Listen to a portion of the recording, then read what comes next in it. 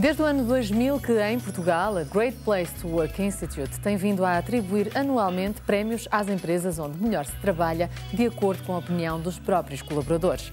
Os resultados são surpreendentes, revelando empresas com práticas inovadoras de conciliação entre a vida pessoal e profissional, entre o lazer e a exigência, tornando os colaboradores mais empenhados e também mais produtivos.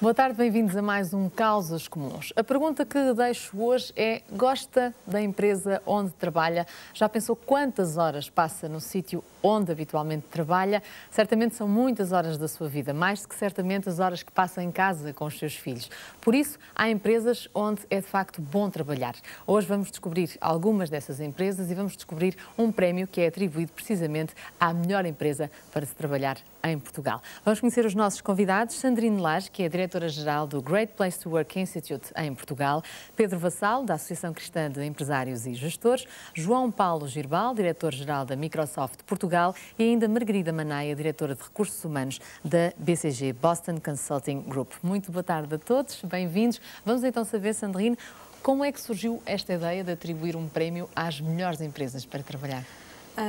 A ideia das melhores empresas para trabalhar surgiu nos Estados Unidos. Inicialmente, portanto, o nosso fundador, que era e continua a ser jornalista para a revista Fortune, decidiu sondar alguns ambientes internos e, portanto, visitou diversas empresas durante alguns anos, fazendo entrevistas em todas essas empresas para medir o nível de satisfação dos colaboradores. Tentou procurar, ao longo deste tempo de pesquisa, qual a relação entre a produtividade e os resultados da empresa e a relação que havia portanto, com o nível de satisfação dos colaboradores. Entretanto, houve a hipótese de publicar essa lista na revista Fortune e, a partir daí, a ideia foi-se disseminando por vários países, começou seguidamente no Brasil, enfim. Neste momento já são 25 países a publicar a lista, sempre com um parceiro de mídia. Em Portugal, neste caso, é a revista Exame, que tem publicado os estudos das melhores empresas para trabalhar. Nós, em Portugal, publicamos a lista desde o ano 2000, portanto, Portugal foi o primeiro país na Europa a publicar esta lista. E além de publicar a lista das melhores, portanto, fazemos consultoria na área de recursos humanos. E como é que se chega à melhor empresa? Portanto, nós temos uma metodologia que é comum a todos os países. Basicamente são 5 os critérios. Começamos pela credibilidade, o respeito, a imparcialidade, o orgulho e a camaradagem. Bem, cada um destes critérios, obviamente, tem uma série de subdimensões. Os 3 primeiros são considerados, no fundo, o pilar, a base de todo o ambiente interno, ou seja, qualquer política que seja implementada pelo Departamento de Recursos Humanos ou pela administração, pela própria empresa, terá muito mais impacto em todas as outras do que nas 2 últimas. Normalmente, se não houver, por exemplo, reconhecimento por parte dos funcionários em como a administração é credível, dificilmente tudo o resto funciona. Há ali uma certa desconfiança. A questão do respeito tem a ver portanto, com as oportunidades de carreira que são dadas aos funcionários, com a formação, enfim, com as instalações, para terem também, trabalhar num sítio digno, enfim, por aí fora. A questão da imparcialidade tem a ver com a justiça salarial, com o facto de não haver também discriminação, quer pela idade, pelo facto de ser mulher, exatamente, ou em Portugal não se coloca muito, mas a questão da etnia ou da raça, enfim. A parte do orgulho e da camaradagem talvez não são menos importantes, mas têm mais a ver na relação portanto, entre funcionários e a relação, portanto, da percepção do colaborador em relação ao orgulho que há da marca ou da própria empresa, se a empresa contribui para a comunidade ou não, enfim. Os 3 primeiros critérios, no fundo, são o pilar da avaliação. Como é que nós chegamos à conclusão final das melhores empresas para trabalhar? Há 2 questionários base. Um é dirigido aos funcionários das empresas que decidem participar. É selecionada uma amostra, obviamente, a não ser que a empresa seja muito pequena. Nós normalmente, para já, não aceitamos participações de empresas com menos de 50 funcionários efetivos. Pensamos mudar isso este ano, até pelo mercado português, que é caracterizado por PMEs, exatamente. Mas ainda não... Vamos tentar este ano, vamos ver se conseguimos ter uma lista para publicar para o ano que vem. Mas este ano temos então aqui o grande vencedor, não é? A Microsoft Portugal. Como é que o João Paulo se sente ao ser diretor-geral da melhor empresa para trabalhar em Portugal? Bem, sinto-me felicíssimo e eu acho que esta felicidade é partilhada por toda a gente que trabalha na Microsoft em Portugal. É um enorme orgulho para uma empresa estar em primeiro lugar. Nós já concorremos 4 vezes e nas 4 vezes que concorremos tivemos 2 primeiros lugares e 2 quintos lugares. E devo dizer que aprendemos sempre e, portanto, para nós o processo de participar tem sido uma aprendizagem constante. Exato, portanto, concorrem não tem a ver diretamente com a procura da vitória, mas sim esta procura de mais-valias também, não é? Isto não para, isto é uma viagem, não é um destino, nós não concorremos para ganhar, portanto, nós concorremos porque, ao concorrermos, aprendemos qualquer coisa com isso.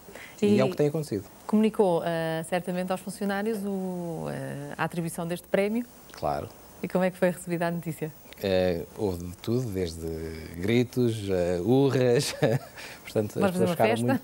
Uma festa, obviamente, uma festa. Celebrámos e as pessoas ficaram muito orgulhosas e, enfim, eu corri logo a partilhar com os amigos e com a família, porque realmente eu acho que é importante que as pessoas se sintam muito bem no sítio onde trabalham. Claro. Isso será, Margarida, o fator mais importante para uma empresa ser considerada um bom local para se trabalhar? Que as pessoas se sintam bem, à vontade, não só fisicamente, mas também e sobretudo psicologicamente? Eu acho que sim, tem muito a ver com a relação que se cria entre os colaboradores e a gestão da empresa. E eu acho que mais tudo também é uma relação que é recíproca. A pessoa sente-se bem quanto mais é reconhecida e quanto mais respeitada é e quanto mais confiança lhe é dada, mas simultaneamente quanto também mais respeita a empresa e mais confiança põe na empresa onde está. É uma relação que eu penso que resulta das duas partes. Por isso, se quiser, eu acho que fundamentalmente um bom sítio para trabalhar é onde existem estes dois polos, de confiança e respeito. Confiança, estou a falar desde acreditar na empresa, e acreditar na empresa é acreditar nas pessoas que gerem a empresa, acreditar no projeto em si, e respeito, ser reconhecida, ser valorizada, ser motivada naquilo que vai fazendo. E também sentir que, de alguma forma, a empresa permite uma conciliação simplificada entre a carreira e a vida pessoal, porque muitas vezes as empresas parecem um entrave a essa conciliação, não é? Sim, até porque nós passamos quase todos 2/3 da nossa vida a trabalhar e no dia-a-dia. É 2/3 do dia que estamos nas empresas. Ora, o resto do tempo tem de ser bem aproveitado na família e o trabalho tem de estar bem integrado com a vida familiar. E isso, mais uma vez, eu acho que está ligado ao respeito pela pessoa. A pessoa não é só aquela mão de obra pura e dura, que era um conceito já muito antigo do que era a pessoa e o que era o muito ultrapassado, graças a Deus, não é? Mas é a pessoa toda, e a pessoa toda é a vida da pessoa, é a família, é a circunstância concreta daquela pessoa que está a trabalhar na empresa onde estamos. A ACEG, a Associação Cristã de Empresários e Gestores, aprovou há uns tempos atrás um código de ética que eu acho que passa muito por aqui, defende esta perspectiva da conciliação da vida pessoal com a vida profissional, porque de facto não é impossível dissociar cada vez mais estes dois mundos. E quando não se conciliam, um deles começa a perder, não é, em relação ao outro. Quer dizer, a nossa perspectiva de olhar para estas coisas é obviamente uma perspectiva cristã. E, portanto, agarrando aqui no que está a dizer Margarida, que me parece muito interessante, era quando nós olhamos para qualquer colaborador, trabalhador, enfim, quem quer que trabalhe na empresa, olhando como uma perspectiva cristã, e, portanto, a não ser uma em Cristo. Portanto, é esta a nossa matriz como nós olhamos para isso. Portanto, nesse sentido, as pessoas, como estão ali, de facto, muito tempo a trabalhar, mas nós queremos proporcioná-las a elas, como a qualquer outra pessoa, um sítio, enfim, onde as pessoas se possam realizar como pessoa e, obviamente, que possa dispor de tempo para a família, porque isso, de facto, para a família, enfim, para se autorrealizar, porque isso para nós é o mais importante. Portanto, não é o trabalho que serve o homem. E nesse sentido é bom que existam estas empresas, é bom que se caminhe neste sentido, mas tendo sempre como ponto de vista, não, isto é, as empresas não devem ser melhor para serem mais produtivas e para ganharem mais dinheiro e para terem mais lucro contabilístico ou não, mas as empresas devem ser, estas práticas devem ser conseguidas porque põe o homem no centro da sua atenção. Exato. E não exatamente, eu não estou a dizer que tenha sido os critérios ou que seja isso que move as empresas, com certeza eu sei que não. Mas o ponto fundamental aqui é o homem. O homem não só é a pessoa que trabalha diretamente na empresa, mas todo um núcleo de empresas e de pessoas e de organizações que giram à volta daquela própria empresa. Quer seja a Microsoft, quer seja da qualquer, não é? Então, e no que diz respeito... O nosso código de ética vai um bocadinho mais longe. Exatamente, mas no que diz respeito, por exemplo, à Microsoft, e nesta perspectiva que o Pedro nos deu, o que é que transforma a Microsoft numa melhor empresa para se trabalhar? Já os critérios têm um grande peso na opinião dos funcionários, não é? Para além das políticas que a empresa põe em prática, e eu acho que já se falaram aqui em 2 temas que são fundamentais. Um é o balanço entre a vida profissional e a vida pessoal. Portanto, é preciso respeito. E depois, esse sem dúvida é um dos principais. O outro é a diversidade. Portanto, nós somos uma empresa que respeita a diversidade. Portanto, homens, mulheres, enfim.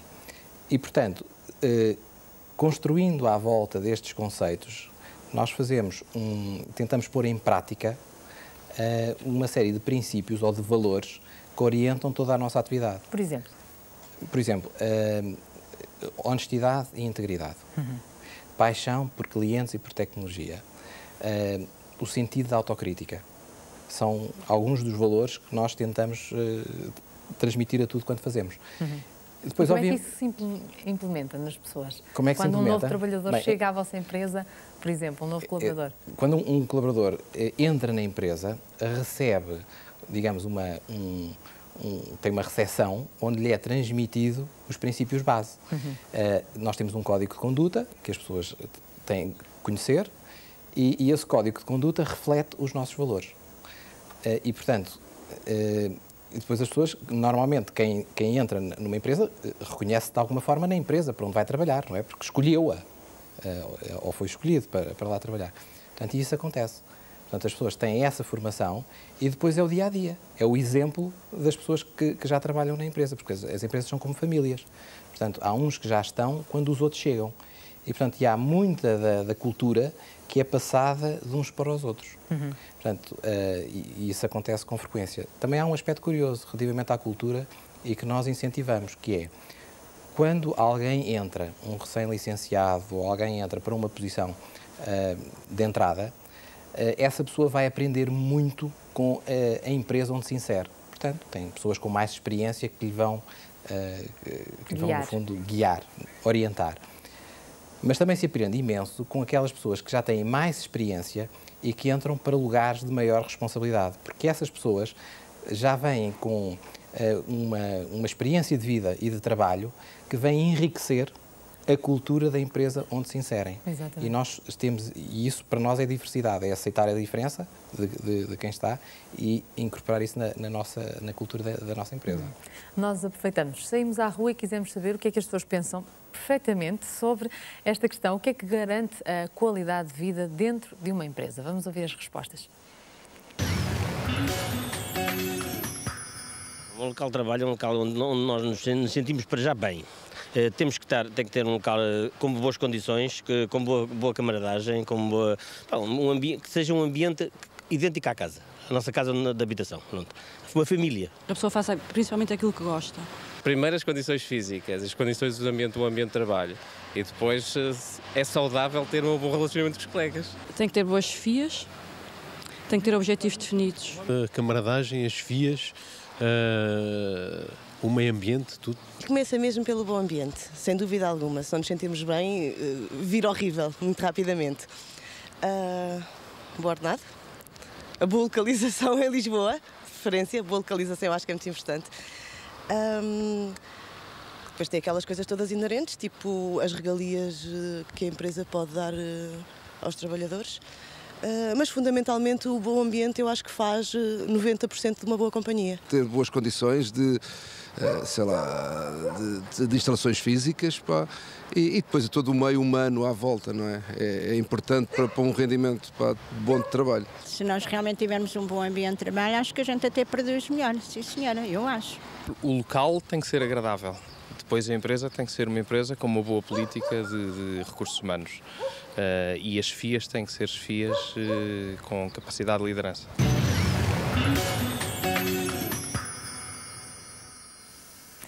Aqui estão então algumas respostas. Pedro, é curioso, a camaradagem, o bom ambiente de trabalho, acho que está acima de tudo. Eu por acaso notei que só houve um dos entrevistados que falou na remuneração. Exatamente. Eu não estava a esperar, para dizer com franqueza. E de facto as pessoas falaram do bom ambiente, falaram das FIAs e portanto falaram num ambiente de trabalho onde as pessoas se sintam confortáveis, se sintam respeitadas e que sintam que não são mais uma peça na engrenagem. Não são mais um peão. Isto é mais fácil de fazer em pequenas empresas do que fazer nas grandes empresas, não é? Nem sempre é verdade, desculpe lá discordar, mas da experiência que nós temos tido, e nós temos um caso de uma empresa que hoje não está presente, como a Somag, e que é uma indústria tão aponta-se tanto o dedo e que é difícil e complicado manter exatamente a construção civil. E o índice de satisfação ao nível da admiração que havia por parte da administração e comentários, muitos comentários do género é a minha segunda casa, nós recebemos muitos comentários nesse sentido, portanto, apesar da dimensão da empresa, e é quase como se fosse familiar, chega mesmo Poderia achar-se que este prémio só seria atribuído por norma a certas áreas e não a outras? Sim, nós fazemos até mini rankings para destacar, porque uma empresa que ganhou o prémio a nível geral não quer dizer que haja uma ou outra que numa área mais específica tenha uma nota superior, mas sim. O caso da Microsoft é internacional, multinacional, por assim dizer. Há alguma empresa 100% nacional que já esteja na tabela? Há o Grupo Jaba e a Real Seguros. Se me permite, nós fazemos parte de uma empresa multinacional, obviamente, que tem quase 80 mil funcionários, mas somos uma empresa local. A multinacional, exatamente. mas somos uma empresa pensar local. Globalmente, agir localmente, ou vice-versa. Exatamente. Eu acho que isso é fundamental, porque um dos aspectos que tem a ver com diversidade é respeitar a cultura local. E, portanto, em Portugal, nós somos uma empresa portuguesa e regerimos-nos pelos critérios que Isso é verdade nas multinacionais, não é? Por um lado, haver uma série de políticas que permitem este bom ambiente ou que facilitam o bom ambiente, que são desde os valores de base da multinacional, mas depois há uma adequação ou uma adaptação ao meio. Exatamente. E eu acho que isso faz a diferença. De facto, principalmente quando falamos de empresas com culturas norte-americanas, por exemplo, que podem ter algum desajuste ou estarmos menos habituadas a integrar esse tipo de culturas cá e faz a diferença. Mais uma vez, o que eu acho que faz a diferença são as pessoas que estão à frente dessas empresas. Exato. Sim, nós recebemos de forma mais negativa, mas muitas vezes empresas multinacionais que nós estamos a avaliar e os colaboradores apontam tudo como positivo, a parte da formação, a política da casa-mãe, e a parte negativa, precisamente a gestão portuguesa. Isso acontece muitíssimas vezes. Porque a realidade portuguesa não fica adaptada, digamos, exatamente ao restante. A transposição não funciona às vezes. Na prática, pois, é mais complicado. Há coisas, por exemplo, que o João Paulo sinta que não se passavam, digamos que a 100% na casa-mãe, mas que tiveram que ser adaptadas a Portugal por questões do tempo, porque o tempo é diferente, há questões culturais, hábitos alimentares, hábitos religiosos. Por exemplo, em Portugal nós somos um bocadinho mais flexíveis em termos de horários do que noutros sítios.